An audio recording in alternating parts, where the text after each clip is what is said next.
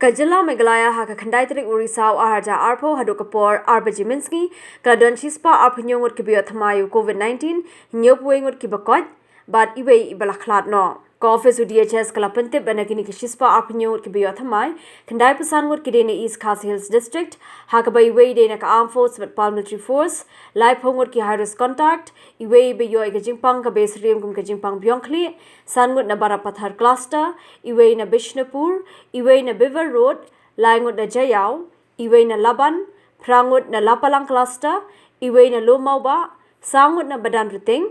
Iwe na Molai Yorungheb, Iwe na Molai Kantan Masar, Arngut na Molai Modat Baki, Iwe na Molai Moro, Arngut na Molai Nonglum, Kalaingut na Molai Maumik Thit Cluster, Hinyongut na Maupram, Hinriungut na Nongmansong, Langut Kidei Ki Pulit, Iwe na Rinja Cluster, but Arngut na Ompling. Kalaingut na West Garo Hills District, Hakaba Iwe de Nongtre Katraka Koikakya, Kandaingut Ki Harris Contact, Arngut Ki Bon Paina Barjala, but Iwe na Triki Kela Cluster. Prangut na Riboy District, Hakaba Hinriungut Ki Denaka Armed Force but Paramilitary Force, but Arngut Ki Harris Contact. Sangut na South Garo Hills District, Ki Bede Ki Harris Contact.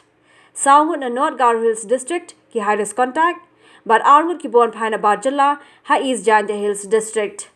Nakinyo Puingut ki Bakoit Mentakasngi, Lai Pulaingut ki Dena East Khasi Hills District, Arpu Kandaingut na West Garo Hills, Sangut na Riboy District, Arngut na East Garo Hills District, but Arngut na Southwest Garo Hills District.